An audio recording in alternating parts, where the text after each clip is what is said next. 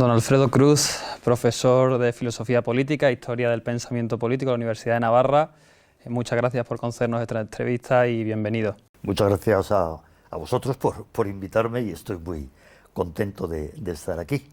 Don Alfredo, vamos a empezar con una primera pregunta. El pasado 4 de marzo, ambas cámaras del Parlamento francés aprobaron una reforma de su Carta Magna del artículo 34 para blindar el aborto como un derecho constitucional. Francia se convirtió así en el primer país del mundo en tener el derecho, si queremos llamarlo así, al aborto reconocido en la Constitución. Esto tuvo después su repercusión a nivel comunitario. En el Parlamento Europeo, el 11 de abril, en sesión plenaria, se aprueba una propuesta de resolución para incluir el derecho al aborto, entre comillas, dentro de la Carta de Derechos Fundamentales de la Unión Europea.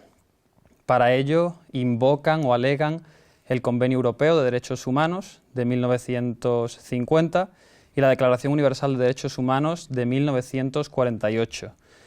Esto abre un debate sobre cuáles son verdaderamente los fundamentos de los derechos humanos y en qué consisten realmente. Ante esto le preguntamos, ¿qué son los derechos humanos? Yo diría que los derechos humanos son, por supuesto, como todo tiene sus precedentes son toda la teoría moderna de los derechos naturales, teoría que se puede decir es inaugurada de manera formal por Thomas Hobbes, después le continúa Locke y después otros tantos, Thomas Paine más adelante. Efectivamente, a lo largo de toda la modernidad se va gestando, se va consolidando toda la teoría de los derechos naturales, ¿no? Podemos pensar en la Declaración de Derechos del Hombre y del Ciudadano de la Revolución Francesa, la Declaración de Derechos de Virginia, en la Declaración de Virginia, dentro de la Revolución Norteamericana y la Declaración de Independencia. Bien, todo eso se va gestando a lo largo de la modernidad. La Declaración Universal de Derechos Humanos toma esa herencia, asume esa tradición como propia y modifica la terminología. En lugar de seguir hablando de derechos naturales, se va a hablar de derechos humanos. Esa declaración tiene lugar, como es bien sabido, después de la Segunda Guerra Mundial, después de conocer los horrores que se han producido en la Segunda Guerra Mundial, el régimen nazi, después también el régimen soviético, y se puede decir, por una parte, tiene muy buena intención, tiene la intención de poner en claro, de hacer una manifestación expresa y que suponga un compromiso universal respecto de los valores fundamentales del ser humano, la dignidad humana, ¿no? Afirmar ese valor, ¿no?, frente a todas las explotaciones del ser humano, todas las instrumentalizaciones del ser humano que han tenido lugar. Es una voz, por decir así, de contestación que quiere ser una voz definitiva. De una vez por todas, reconozcamos la dignidad humana y dejemos en claro que todo régimen político legítimo tiene que respetar la dignidad humana. ¿Cuál es el problema? El problema son varios. Por una parte, que se está entendiendo que el reconocimiento del valor como realidad abstracta, se puede identificar con una fórmula material, práctica, concreta de su respeto. ¿Qué es respetar la dignidad humana? Respetar la dignidad humana consiste en esto y esto, identificando el valor con una fórmula práctica de practicar el valor. Ese es el primer error, porque los valores pueden ser universales, pero los modos prácticos de vivirlo no pueden ser universales, porque siempre estarán afectados por las condiciones circunstanciales. Es algo así como el respeto entre tú y yo, pues es un valor universal, hemos de respetar a todo el mundo, pero cómo se manifiesta ese respeto, ¿no?, es distinto aquí que en la cultura china, que en la cultura africana, que la fórmula, el modo de respeto, lógicamente, es histórico, circunstancial, aunque el valor sea universal. Entonces ya empezamos con identificar un valor universal que todo el mundo puede reconocer con una fórmula práctica de su vivencia, de su práctica, ¿no? Y el otro problema que tiene es cuál es el fundamento de esos derechos, ¿no? Es decir, la fórmula práctica son los derechos humanos. Respetar la dignidad humana consiste en reconocer a todo ser humano una serie de derechos y obviamente respetar esos derechos, ¿no? Claro, la pregunta es, ¿cuál es el fundamento de la dignidad humana o cuál es el fundamento de esos derechos, ¿no?, en los que se concreta el respeto de la dignidad? Como es sabido, en la génesis de la Declaración se fue directamente y deliberadamente a la enumeración de los derechos y se dejó al margen la cuestión de la fundamentación. El motivo es obvio. Si se hubiera entrado directamente primero a la fundamentación y desde el fundamento extraer cuáles eran los derechos, no hubiera habido declaración. Porque evidentemente lo que no había y sigue sin haber es un consenso acerca de cuál es el fundamento de esos derechos, ¿no? De una manera casi irónica, Jacques Maritain, que fue uno de los inspiradores, ¿no?, de la Declaración, una vez en una entrevista, en una pregunta, respondió: nos pusimos de acuerdo con tal de que no se nos preguntara por qué. Bueno, con eso quedaba muy claro. Es decir, ¿qué es lo que fue la Declaración Universal de Derechos Humanos? Fue el resultado de una negociación. No fue el resultado de una deducción a partir de un fundamento, sea la dignidad humana, sea la naturaleza humana, sea la condición humana, sea lo que sea. Los derechos no se extrajeron de ese fundamento a modo de deducción. No. Los derechos fueron el resultado de una negociación y, por tanto, su fundamento realmente no es otro que una convención. Son derechos convencionales.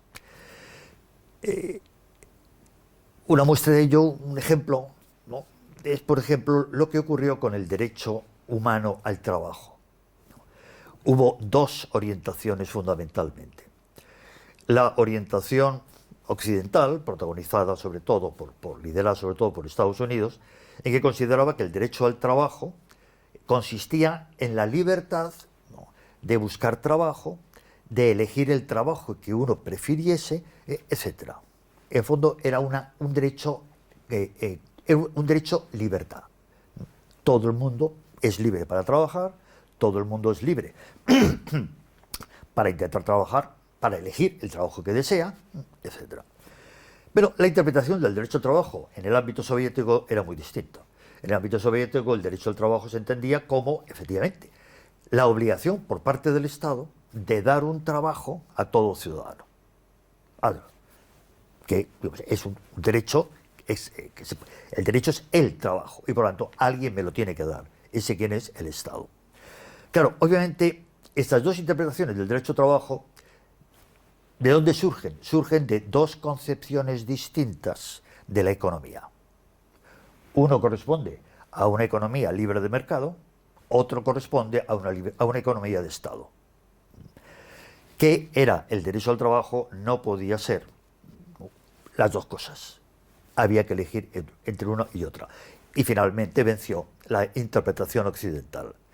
Pero esa interpretación del derecho al trabajo tiene como fundamento algo, como fundamento previo, una concepción, digamos así, político, social, económica, que es lo que distinguía el mundo occidental del mundo soviético. También, a la hora de redactar el derecho a la vida, hubo la propuesta de especificar que todo ser humano tenía derecho a la vida desde el momento de la concepción hasta el momento de la muerte natural. Y sin embargo, esa especificación fue quitada, no fue aceptada. ¿Por qué? Porque había países que o ya tenían alguna regulación sobre el aborto o que estaban abiertos a tenerla. Por lo tanto, finalmente, ¿qué podemos decir de la Declaración de Derechos Universales? Que sencillamente es un convenio y que, por tanto, se trata de derechos convencionales. Dicho de otro modo, se trata de una creación de derecho positivo. no es derecho natural. No es derecho natural. Y precisamente el problema del fundamento es el problema que desde entonces viene arrastrando toda la teoría de los derechos humanos. ¿Cuál es el fundamento? En su día, creo que fue la UNESCO, encargó a una serie de pensadores, entre otros Paul Ricoeur, ¿no?, que hicieran un estudio de cuál podía ser el fundamento. Desde entonces se han publicado muchos libros, más o menos con este título: Fundamentación de los derechos humanos, Fundamento de los derechos humanos, Justificación de los derechos humanos, pero todos ellos al final ponen en claro una cosa, que ese fundamento no, está muy lejos de ser claro. Es decir, que lo único claro es el elenco de derechos, pero no su fundamento, no su fundamento. Y esa es la gran debilidad de los derechos humanos, ¿no? Para acabar, si me permites esto, creo que tiene mucha razón este autor, Alistair MacIntyre, cuando en uno de su libro más conocido, Tras la virtud, en ese libro niega la existencia de los derechos humanos, y en un texto, un párrafo muy conocido, y dice: ¿cuál es la mejor razón que tenemos para afirmar algo tan rotundamente, que no existen los derechos humanos? Y dice: la mejor razón que tenemos para afirmar que no existen los derechos humanos, ¿no?, es el mismo tipo de razón que tenemos para afirmar que no existen brujas y que no existen unicornios. Y esta razón no es otra que el hecho de que hasta la fecha nadie ha demostrado que existan. Y dice: efectivamente podría ocurrir que existieran derechos humanos aunque nadie hubiera demostrado su existencia. Y dice irónicamente: pero eso también valdría para las brujas y unicornios. Es decir, ¿cuál es la razón para afirmar que los derechos humanos no existen? No existen como algo más allá que un mero pacto, que un mero convenio, que un mero acuerdo resultado de una negociación, como lo vamos a ver. La mejor razón es que nadie ha demostrado que existan o que puedan ser algo más, porque nadie ha demostrado cuál es su fundamento y de qué manera, a partir de ese fundamento, esos derechos se deducen incuestionablemente. Pues siendo conscientes, Alfredo, de que estos derechos humanos vienen a ser, como magníficamente y magistralmente has explicado, una convención o un pacto político del poder, si queremos denominarlo así, que no tienen unos fundamentos bien establecidos, lo decía Jacques Maritain precisamente, que no siendo capaces de lograr un acuerdo con respecto a sus fundamentos, bastaba con que se pusieran de acuerdo en su garantía, en la forma de garantizar ese abanico de derechos que ya previamente se habían fijado. Sin embargo, la inclusión de nuevos derechos humanos, como puede ser la futurible aprobación del aborto como derecho humano fundamental, Macron ha dicho también que la eutanasia está dentro de sus planes, el hecho de poder aprobar este tipo de fenómenos como derechos humanos encierra en el fondo una concepción concreta de naturaleza humana y una concepción concreta de dignidad humana. ¿Qué concepción de naturaleza humana hay detrás de estos derechos humanos? Lo que hay detrás, en el fondo, es un concepto de naturaleza humana. Pero de manera más inmediata, lo que hay detrás es un concepto de dignidad humana. La dignidad como, supuestamente, una cualidad específica del ser que tiene naturaleza humana. Y efectivamente, la cuestión es qué concepto de dignidad humana es el que está detrás de los derechos humanos y los está inspirando. Es decir, cuando quienes dicen, los derechos humanos proceden de la dignidad humana, son la expresión de la dignidad humana, digamos así, no se puede estar reconociendo la dignidad humana sin estar reconociendo estos derechos, ¿no? Eso puede ser cierto respecto de un concepto particular de dignidad humana. Entonces, si uno ve la estructura de la Declaración Universal de Derechos Humanos, ve que tiene una secuencia de tipos de derechos. Primero son derechos civiles, después son derechos políticos y después son derechos sociales y económicos, ¿no? Las 3 generaciones de derechos. Pero ese orden en los derechos refleja muy claramente cuál es el espíritu con el que está hecho el elenco de derechos. Y el espíritu es obviamente el espíritu del liberalismo. Esa es la razón por la cual algunos países, por ejemplo como Estados Unidos, ¿no?, firmaron los pactos. Después de la Declaración de Derechos Humanos vinieron los pactos de derechos humanos como digamos, el instrumento legal para hacer efectivos esos derechos, ¿no? Estados Unidos firmó los pactos de los derechos humanos, ¿no?, civiles y políticos, pero no el de los derechos sociales y económicos. Entonces, toda la declaración en su estructura, en el orden del elenco de derechos, es claramente liberal. ¿Cuál es el concepto de dignidad humana que hay detrás, ¿no?, que esos derechos están intentando o pretendiendo expresar? Un concepto claramente liberal de dignidad humana. Y un concepto claramente liberal de dignidad humana es la identificación de la dignidad humana con la capacidad individual de autonomía. En el mundo moderno, en el mundo liberal, ¿qué es lo que hace, ¿no?, sujeto de dignidad al ser humano? Su capacidad de autonomía individual. Su capacidad de autonomía. Dicho de otro modo, su capacidad de autodominio y, como consecuencia del autodominio, de dominio de lo exterior. Eso es lo que haría digno. Precisamente con esta categoría de dignidad es como el mundo occidental, el mundo liberal, ¿no?, ha diagnosticado lo que es totalitarismo. Es decir, el Estado nazi, el Estado soviético eran estados totalitarios. Pero, ¿qué es lo que les hacía totalitarios? Para el mundo liberal, lo que hacía totalitarios a esos regímenes políticos es que convertían al ser humano en parte y pura parte de la sociedad. Proteger la dignidad humana consistiría precisamente en lo contrario, en no reducir al ser humano a parte de la sociedad, sino que el ser humano siga conservando, aunque esté en sociedad, siga conservando un ámbito de pura individualidad. Y esa pura individualidad es un libre autodominio y una libre autodisposición.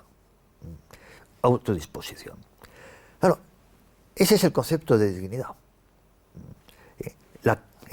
La capacidad que tiene el hombre de ser individuo, de tener intereses individuales, ¿no?, ejercicio individual de su libertad, ¿no?, ejercicio individual de su autodisposición frente a la sociedad. Y por lo tanto, toda esa capacidad humana representa un freno a lo que la sociedad puede pedir al ser humano. El ser humano puede poner un freno a las exigencias de lo común, mediante esa capacidad de autodominio. Bueno, pensando así la dignidad y pensando en consecuencia los derechos como una protección de esa individualidad, de esa autonomía individual, de que cada ser humano sea soberano individualmente de sus intereses, de su vida, de sus planes, ¿no? Si los derechos humanos son la protección y la expresión de esa autonomía individual, ¿qué es lo que ocurre? Lo que ocurre es que, obviamente, todo lo que aparezca como una expresión de esa autonomía tiene que aparecer como un derecho humano. El ejemplo del aborto y de la eutanasia es muy claro. El aborto puede ser presentado como una expresión de que un ser humano, en este caso una mujer, es, ¿no?, autónoma respecto de, digamos así, de la disposición de su cuerpo. La mujer es la única que puede decidir, ¿no?, cuál es la suerte de su cuerpo, ¿no? Y por lo tanto, si su cuerpo resulta que está embarazado, ella conserva el derecho a seguir con ese embarazo o a ponerle fin, porque es ella y solo ella la que puede decidir el destino de su cuerpo. En la eutanasia, 3/4 de lo mismo. Y este argumento se ha utilizado. No se puede obligar a ningún enfermo a seguir viviendo más de lo que desea. La eutanasia ha sido justificada precisamente en aras de la autonomía individual.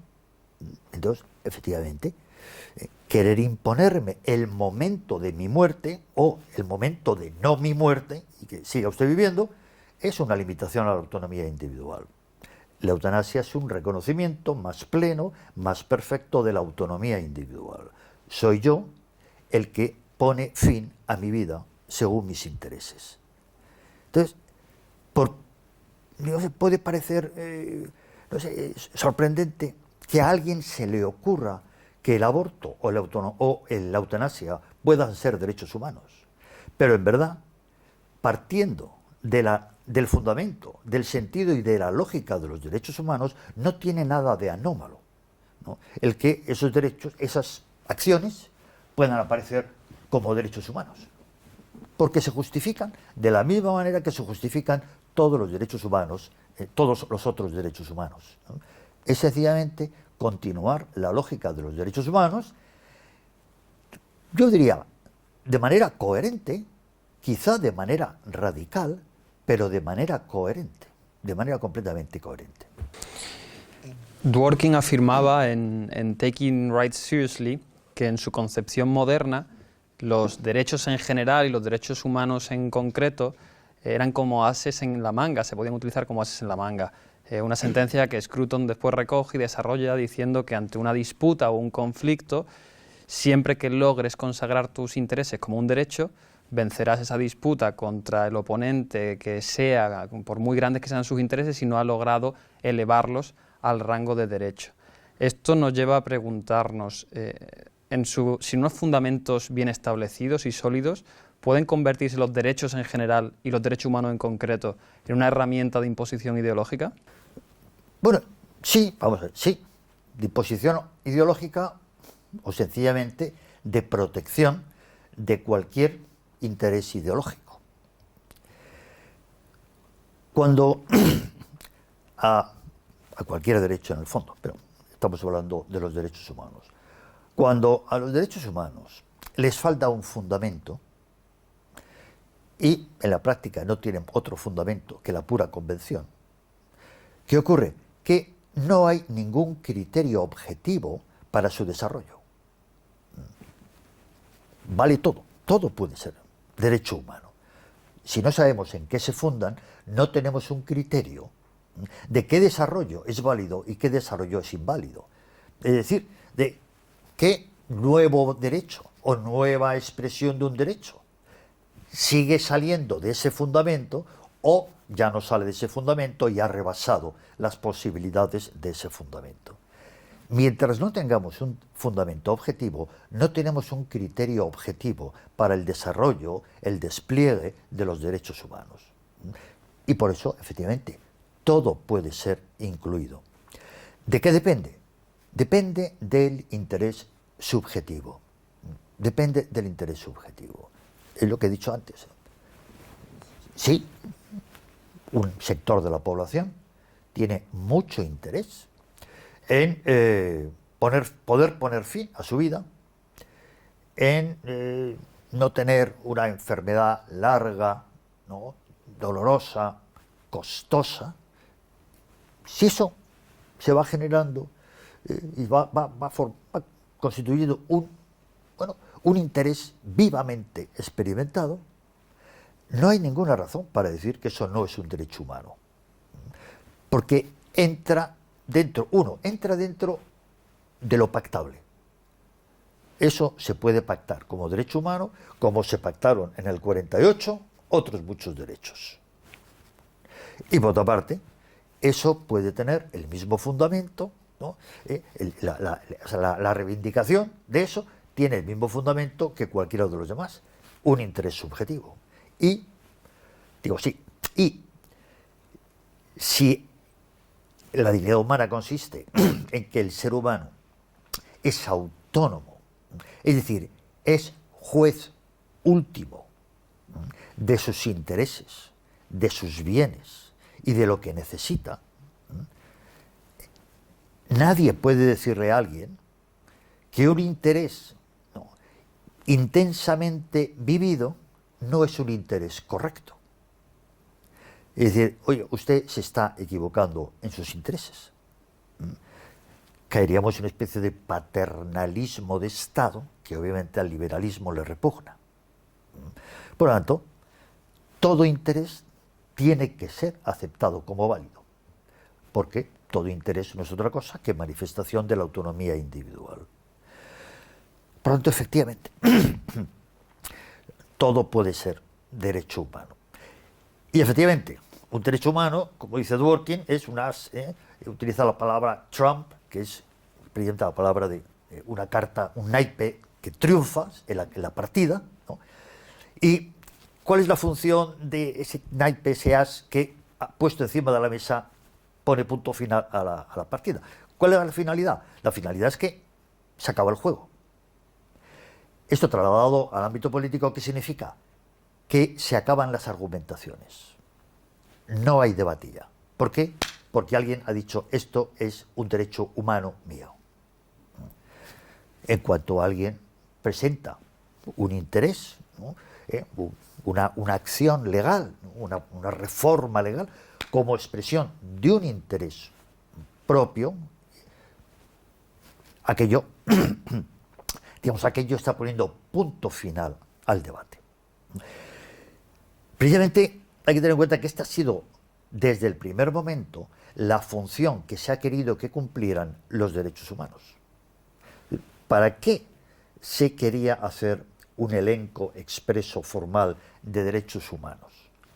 Precisamente para poner límite a lo que pudiera parecer justificado por razones políticas, por razones sociales, por razones de intereses colectivos. Por esencia, los derechos humanos tienen la función, ¿no?, de frenar cualquier pretensión de justificar una acción sobre el ser humano sobre la base de que viene exigido y justificado por el bien común. Por lo tanto, esa función la cumplirá todo derecho humano. Y por lo tanto, todo aquello que se pueda presentar como derecho humano, precisamente por presentarse como derecho humano, tiene la función de suspender el debate político. El debate político. Es decir, si alguien dice, yo tengo derecho a la vida, entendiendo por derecho a la vida, tengo derecho a decidir si vivo o dejo de vivir, en cuanto alguien dice eso, lo que está diciendo es, ustedes están perdiendo el tiempo, ¿no?, debatiéndose por razones, si por razones políticas debería permitirse o no permitirse la eutanasia. Ese debate es ilegítimo, porque están entrando ustedes a debatir lo que pertenece a un terreno que por definición no es debatible en términos políticos. Y por eso, efectivamente, en la medida en que los derechos humanos se han ido agrandando, tanto en su enumeración como en su contenido, ¿qué ocurre? ¿Qué ha ocurrido? El debate político ha ido decayendo. Cada vez hay menos cuestiones que de verdad sean susceptibles de un debate político. Cada vez. Y por eso, como ha sido señalado por muchos autores, en los derechos humanos, ¿no?, se encierra un peligro para la democracia. Porque cuantos más sean los derechos humanos y cuanto más amplio sea el contenido de esos derechos, porque así, democráticamente hay menos que decidir. Hay menos que decidir. Nos podemos fijar en lo que ocurre hoy día. Hoy día, toda propuesta, toda novedad, ¿no?, legalización del aborto, legalización de la eutanasia, legalización del cambio de sexo, legalización del matrimonio homosexual, legalización del consumo de estupefacientes. Toda modificación legal busca afanosamente poder fundamentarse en un derecho humano, poder presentarse como expresión de un derecho humano a la autonomía, a la privacidad, al derecho humano a la disposición de la propia vida, al propio cuerpo, derecho humano a elegir la identidad sexual o de cualquier tipo, derecho humano.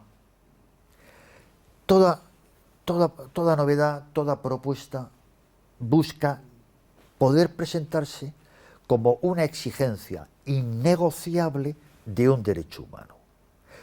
Cuando se presenta así, ¿qué ocurre? Que efectivamente queda suspendido el debate. El que quiera continuar el debate, es decir, el que siga pensando que caben argumentos que puedan modificar eso, que lo puedan anular, ¿no?, él se está deslegitimando, porque está negando los derechos humanos. Está pretendiendo que sigue estando sometido a argumentación lo que de suyo debería estar exento de lo argumentable. Y por lo tanto, el que se opone queda deslegitimado precisamente en la medida en que pide razones. También, como algún autor ha indicado, hoy día el concepto de derecho que tenemos, inspirado en los derechos humanos, el concepto de derecho que tenemos significa la afirmación de que algo no necesita razones. Afirmar que tengo un derecho humano, un derecho, otros llaman derecho moral, un derecho fundamental, es estar afirmando que para poder hacer esto o esto o esto, no necesito dar razones. El derecho es precisamente lo que ha quedado eximido de razones. Esta proliferación, don Alfredo, de derechos y de derechos humanos, más específicamente, es evidente que atentan contra el debate democrático, pero también el elevar la opinión pública mayoritaria a rango de ley, a rango de derecho, e incluso el sentimiento personal de determinados colectivos a rango de ley, muchos juristas vienen a decir que lo que está haciendo es erosionar el derecho por vaciar el derecho de ese sentido jurídico que le corresponde. Es decir, promulgar leyes que no atienden ni al sentido común, ni al bien común, ni al sentido de la justicia, pues que toda norma debe contener. ¿Estamos asistiendo como consecuencia de todo esto a una pérdida del sentido jurídico de las normas en general y de los derechos en concreto? Yo diría que sí, pero yendo un poquito más al fondo de la cuestión, diría que la razón de eso no está de manera inmediata en la doctrina de los derechos humanos, sino en la doctrina acerca del derecho que está en la base de los derechos humanos. Para pensar que hay eso que se llama derechos humanos, es decir, que un individuo humano tiene unos derechos, tiene unos derechos con el mero hecho de ser humano y por tanto con independencia de a qué sociedad pertenezca, a qué cultura pertenezca, a qué momento histórico pertenezca, etc. Y que por tanto, para saber cuáles son esos derechos, nos basta con saber que ese sujeto es humano, no necesitamos saber de él nada más. Para poder decir esto hay que estar pensando en el derecho, uno como lo que se suele llamar derecho subjetivo. El derecho es la misma capacidad que tiene el sujeto de exigir algo. Es una facultad o una habilitación del sujeto para exigir a otros a otros, ¿no? Y derechos subjetivos inherentes y absolutos. Esa capacidad, ese individuo la tiene absolutamente, y absolutamente significa no relativamente, ¿no? Al margen de cómo se relacione con otros y al margen de quiénes sean esos otros con los que se relaciona. Bueno, este modo de entender el derecho como un derecho subjetivo, como una capacidad del sujeto, que es inherente y que es absoluta, a mi modo de ver, es lo que deja abierta la posibilidad, ¿no?, de esa ideologización, ¿no?, de la ley. ¿Por qué? Porque en sentido estricto, la naturaleza humana, la condición humana, ¿qué es un ser humano? Solo podemos conocerlo situando a ese ser humano en sociedad.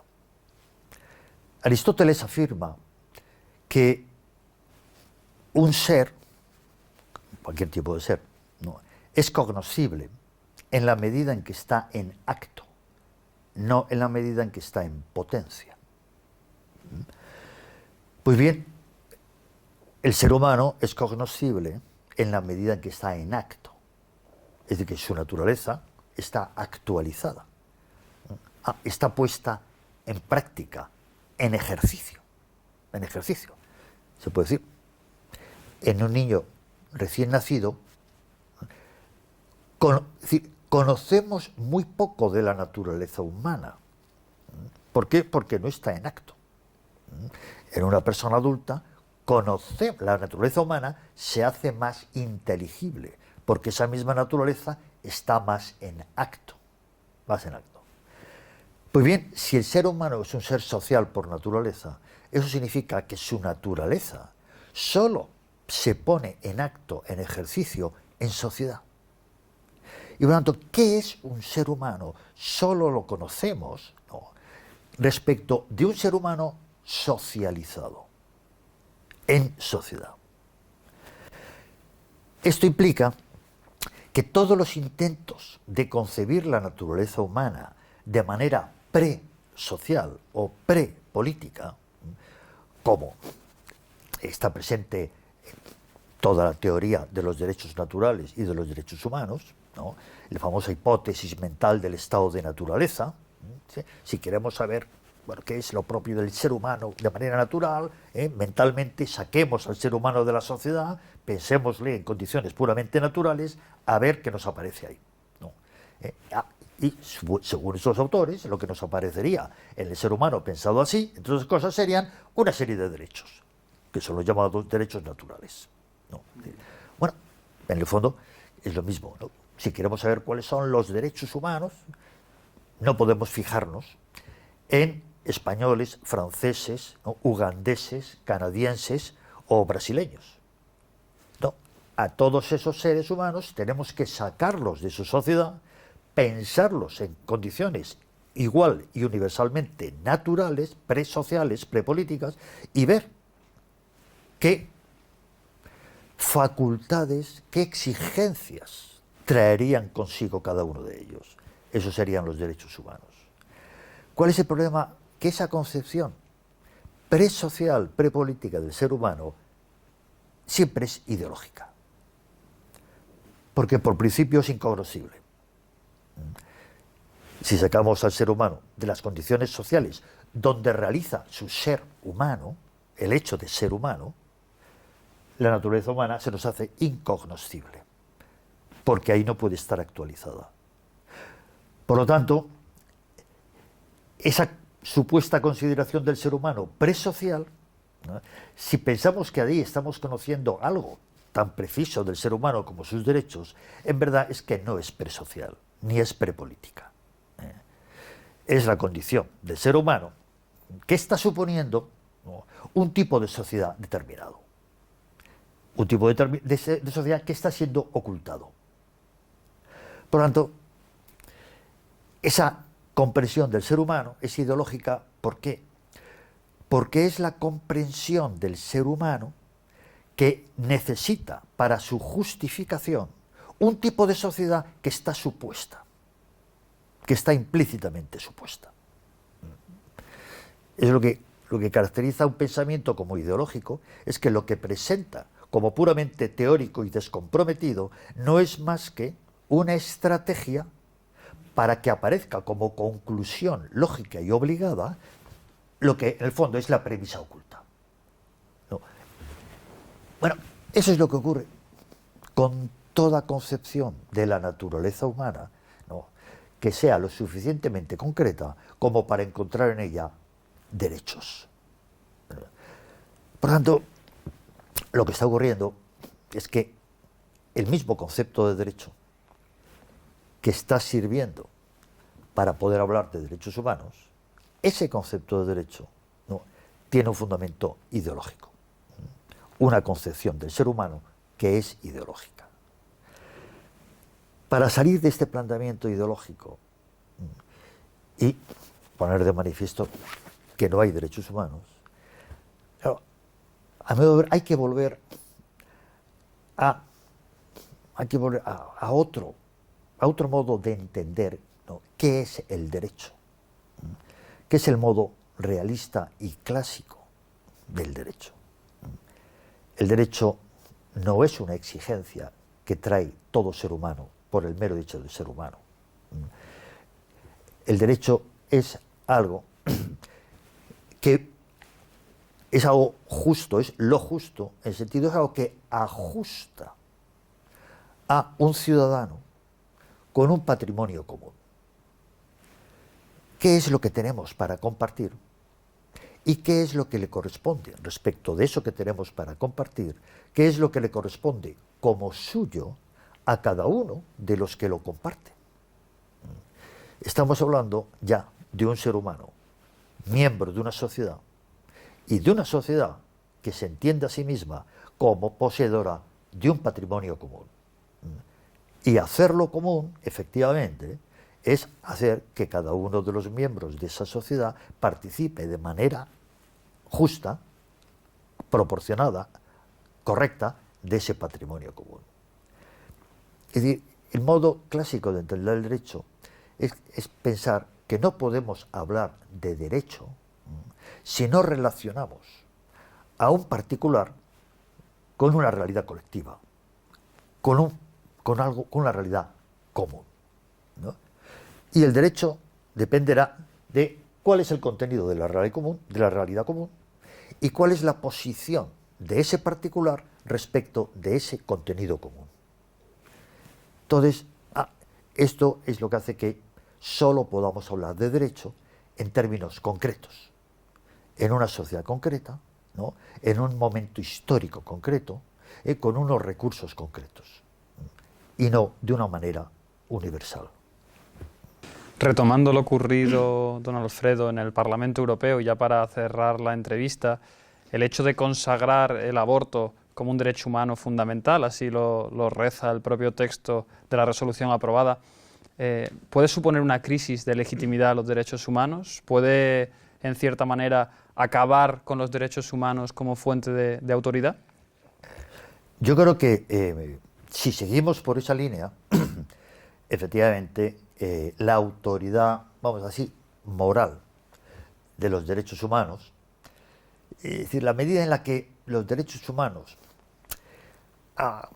incluso a pesar de su falta de fundamentación, ¿no?, puedan servir de criterio orientativo, ¿no?, puedan ejercer la función que en el mundo premoderno ejercía lo que se llamaba el sensus communis, ¿no?, es decir, una concepción común, digamos así, de lo correcto y lo incorrecto, de lo sensato y lo insensato, ¿no? Como incluso hoy día hablamos, no, es que eso no es de sentido común, no pierda su sentido común. Es decir, bueno, para que haya diálogo, para que haya conversación, tiene que haber una medida común de lo que es razonable y de lo que no es razonable, de lo que es sensato o insensato, correcto o incorrecto.